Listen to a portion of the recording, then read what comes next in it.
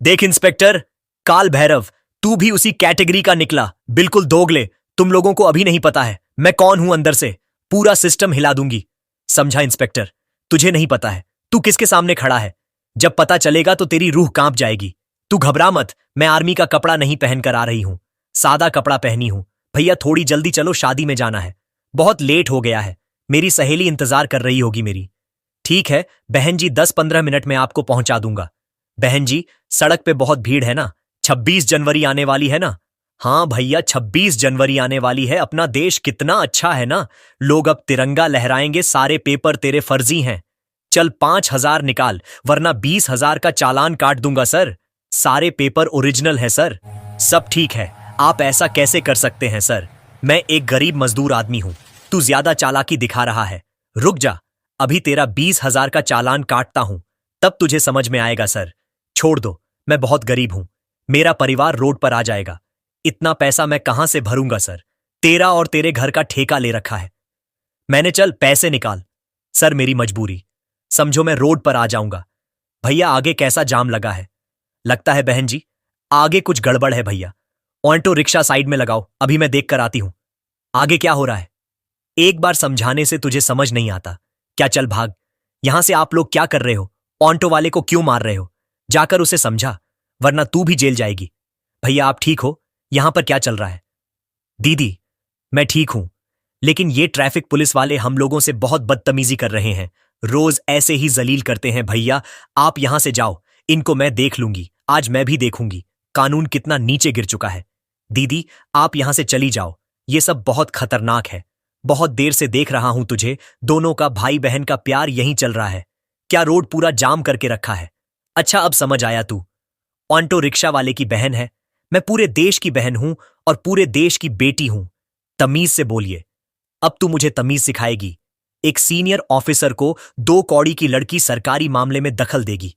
Sir मैं 2 कौड़ी की लड़की हूं, लेकिन आप सरकारी वर्दी पहनकर गरीबों पर अत्याचार क्यों कर रहे हो?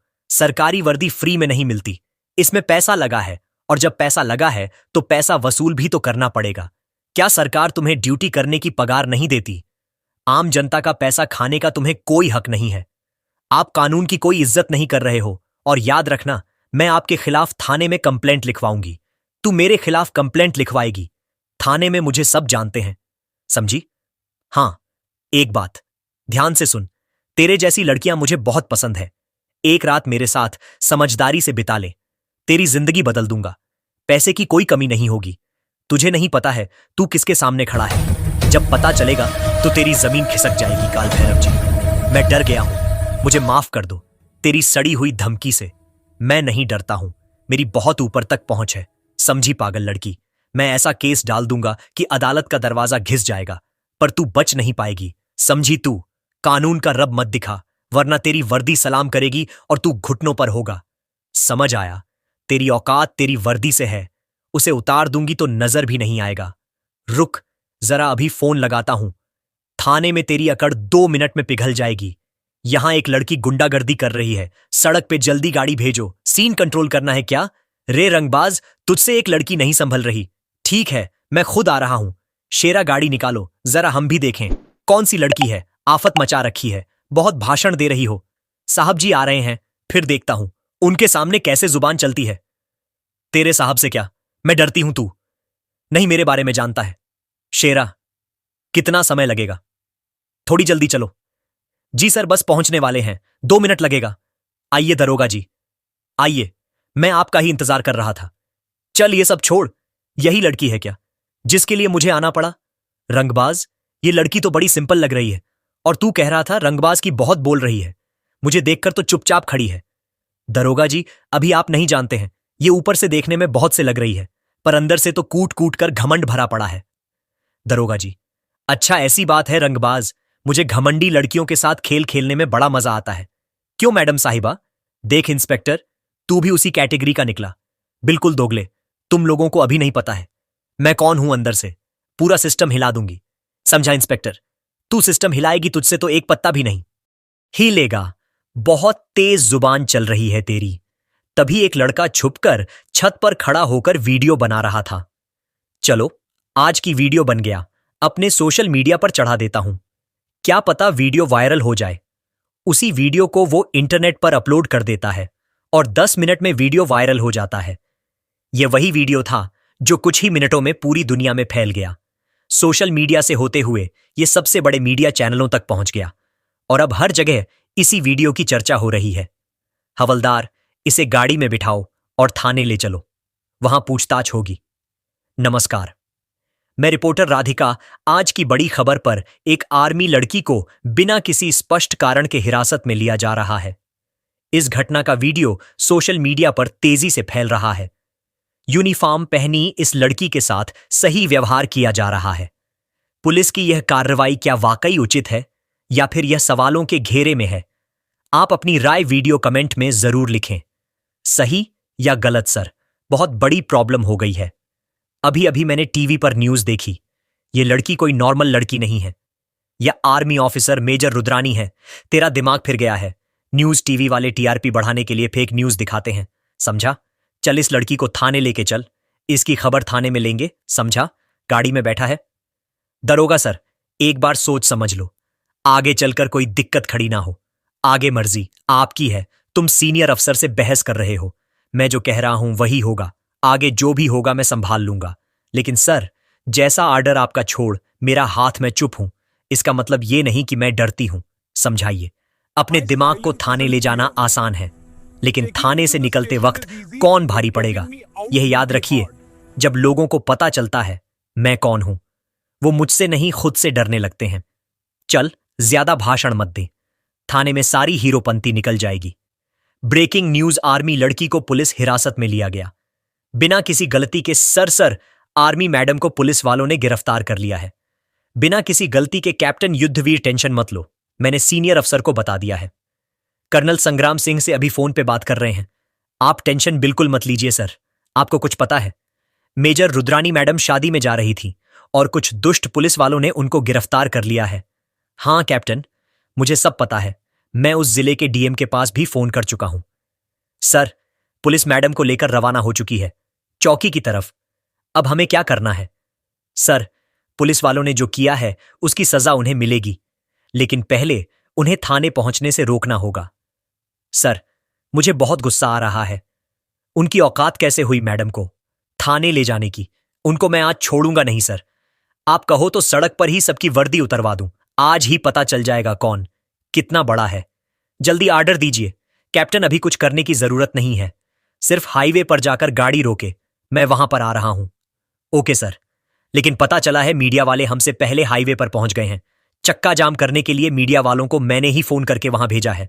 पूरी दुनिया को पता तो चलना चाहिए कि फौजी से टकराने का अंजाम क्या होता है। हवलदार ने दरोगा को साफ बताया था कि मैडम आर्मी अफसर हैं, फिर भी दरोगा ने जबरदस्ती उन्हें थाने ले गया। उसकी आज खैर नहीं रहेगी।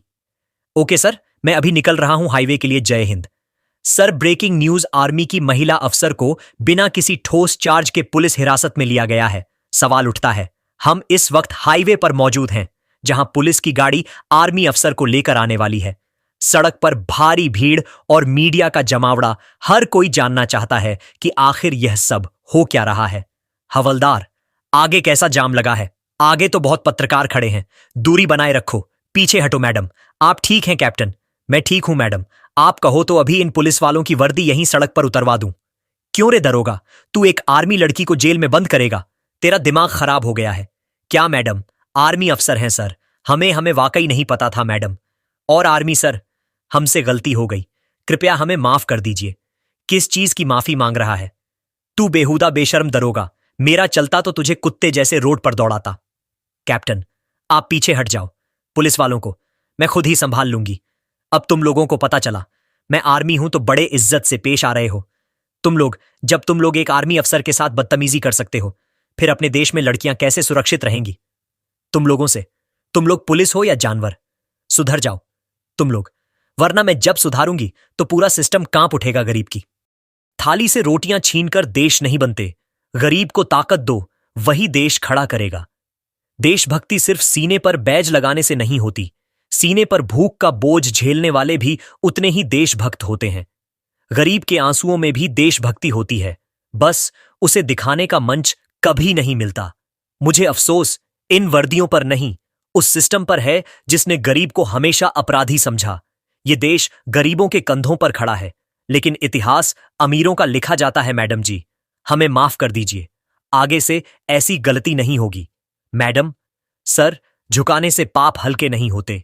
जाकर उन गरीबों के आंसू पोंछो, वहीं से इंसान की असली ताकत और इज्जत जन्म लेती है। माफी तो अपने देश की बहनों और माताओं से मांगनी चाहिए, बल्कि गरीब और मजदूर पर अत्याचार नहीं करना चाहिए। तुमने उस रिक्शे वाले को रोका था, न उसके पास रोटी खरीदने के पैसे भी नहीं थे, और तुमने जुर्माना मांगा। यह न्याय नहीं, जुल्म है। इसलिए आज तुम सभी को सस्पेंड किया जाता है और 1-1 साल की सजा भी होगी। जाओ यहां से। सर, हमसे गलती हुई है, लेकिन वो ट्रैफिक पुलिस वाला ही बोल रहा था। यह सब करने के लिए उस ट्रैफिक पुलिस वाले के साथ जो होना था हो गया। उस पर 10 लाख का जुर्माना और 10 साल की सजा हुई है। तुम लोग अब जाओ यहां से। मैडम, अब आपको कोई शिकायत नहीं मिलेगी। देश के अंदर अब आप शादी में जा सकती हैं। बेफिक्र मैडम, क्या आप शादी में जाना चाहती हैं? क्या हम सब आपके साथ चलें? शादी में मैं अकेले जाऊंगी। आप सब लोग यहां से जाएं बॉर्डर पर। मैं कल आपसे मिलती हूं। बॉर्डर पर जैसा ऑर्डर, ऑटो वाला बोलता है। मेजर रुद्रानी बहन जी, कहां जाना है आपको? भैया रायपुर जाना है शादी में, और मेजर रुद्रानी ऑटो में बैठकर शादी में चली जाती है। तो दोस्तों, कैसी लगी आपको मेजर रुद्रानी की यह दिलेरी? अगर आपको लगता है कि हमारे देश में ऐसे ही सख्त अफसरों की जरूरत है, तो कमेंट बॉक्स में जय हिंद जरूर लिखें। जाने से पहले वीडियो को लाइक करना और चैनल को सब्सक्राइब करना बिल्कुल न भूलें। मिलते हैं अगली वीडियो में एक और सच्ची और रोंगटे खड़े कर देने वाली कहानी के साथ। धन्यवाद।